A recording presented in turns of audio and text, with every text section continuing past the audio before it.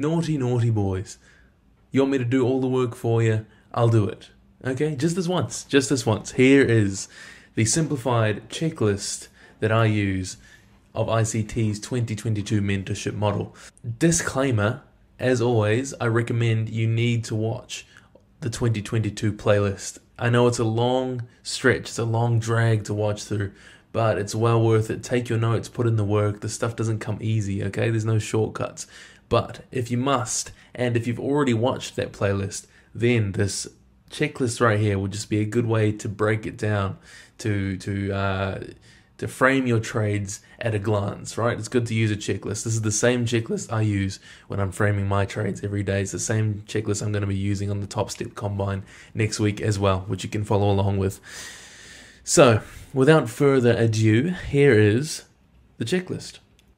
We'll use last Friday. Okay, this is the E-mini S&P futures March delivery contract, and I'm going to use last week Friday to really frame this out. Okay, so if we jump to the 15-minute chart, and let's just frame Friday first of all. Now, if you don't know already, you got to always have your time on TradingView set to New York time, which is UTC -5. Okay, now if we mark out on Friday from 8:30, that's when we mark the start of the day, and ending at 16:30, right, 4:30. And as you know, us ICT students, we do not trade the lunch hour, so that's from 12 to 13, okay? Now, also a quick disclaimer, I only trade the PM session, right? So this checklist is very relevant if you're trading the PM session, but you can use it in the morning session as well. Okay, so first thing I'm doing, I'm going to be marking out key areas, okay? So key levels where liquidity should be resting. So for me, who trades the PM session here, I'm going to be marking out the morning session high, which is there, the morning session low, which is there. Okay, so those are two key areas of liquidity. And I also like to mark out the lunchtime session low and high. There's no significant swing high in the lunch session there, so I'll give that a miss.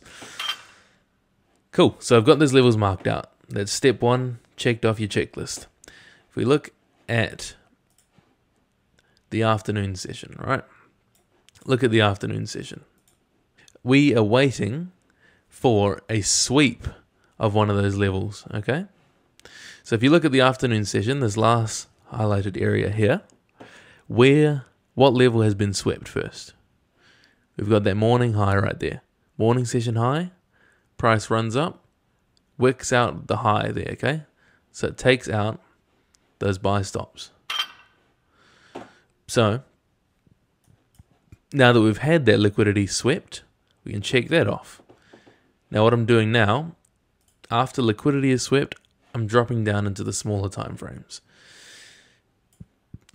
Okay, so now we're on the 1 minute chart, and we can see this line here represents the high of the morning session where liquidity was resting. And we can see on the 1 minute chart, price runs up, wicks out that area of liquidity. So we've checked that off. Now, secondly, after price has wicked and taken that liquidity, we're now looking for a shift in market structure. Now, as you can see here, we've got bullish market structure, bam, bam, bam, bam, all the way up to this level of liquidity. And then, what do we have? Price breaking down. As soon as it wicks out, consolidates, breaks down, and what do? Market structure shifts right there. Okay, we've got this little swing low. Market price comes down, boom. Price closes below that swing low. So that is what we call a shift in market structure to the downside. So now we have a bearish bias. So that's that part's ticked off. Market structure shift and displacement has occurred. What is displacement? It's when price drops with force, with power to the downside. Okay? And as you can tell from here, after that area of liquidity was swept, the balls fell off that. Okay? The balls fell off price right there. So that is what I'll call displacement. Now, once that's checked off, we are looking for a fair value gap. Now, this part I used to struggle with when I started off. So the problem here is we obviously have two fair value gaps created. We have one here, and we also have one over here. Now, you might be asking, how do you know which fair value gap to choose? Obviously, the higher fair value gap was the one that was tapped into. Price blasted through the lower one. Well, here is a simple trick that I use. We get the Fibonacci, not for the Fibonacci levels, but to mark out areas of premium and discount. So we grab from that wicks high before the displacement occurred. We come down to the low of the displacement, which is there. And see that 0.5 level, that's equilibrium, right?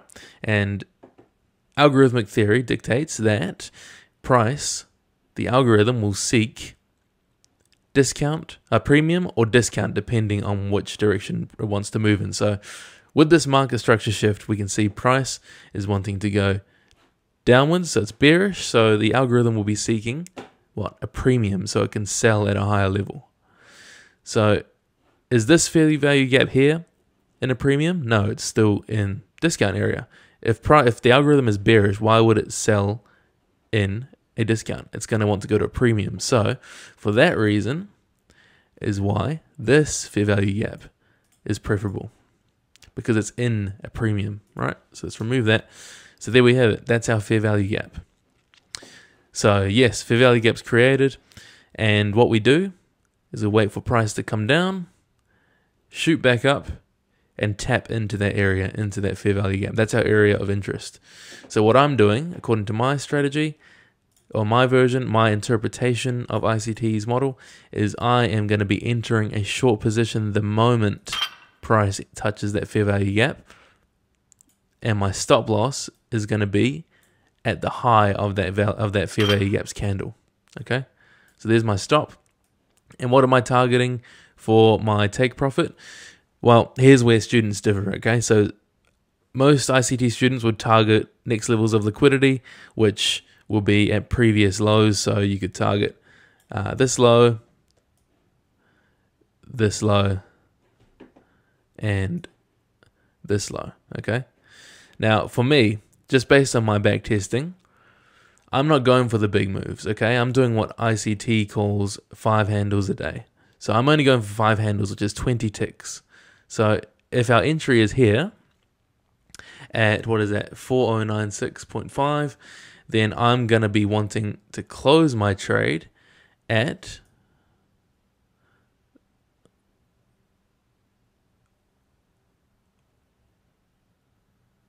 4091.5. Okay, that's 5 handles or 20 ticks. So as you can see, it only took, from time of entry, it took 1, 2, 3, 4, 5, 6, 7, 8, 7.5 minutes basically to go ahead and hit my take profit for 20 ticks, 5 handles. And you might be asking, why 5 handles? Why don't you aim for the bigger numbers? Well, just think about that, okay? So 5 handles a day, 5 handles per trade, 2 contracts. That's $500 per trade, okay? 5 handles equals $500 with 2 contracts on the E-mini. $500 a day, 10K a month, 20 trading days in the month, that's 10K a month. Obviously, that's an ideal situation. You're not going to win every day, but like I said, this is a high probability setup, and trading high probability setups, I don't need a huge risk-return ratio. I don't need to take these huge runners. Of course, they could be more profitable, but in my experience, I get stopped out a lot more when I let my trades run. So I'm only taking 5 handles. I'm 5 handles and run. That's what I want, okay? So that's my thinking. You can aim for the bigger targets. You can aim for those other lows, those opposing lows, but I'm just going for 5 handles and I'm out, okay? That's how I'm keeping consistent. That's my game plan. So there you have it. Nice and easy, simple checklist. Keep it simple. Obviously, like I said, go watch the full playlist. There's no cheating on that. You have to go and watch the full thing. There's more context to this checklist that you can use to add extra confluence when you're trading it. So I highly recommend you need to go watch the full playlist to get the full context of how to make this trading setup work for you.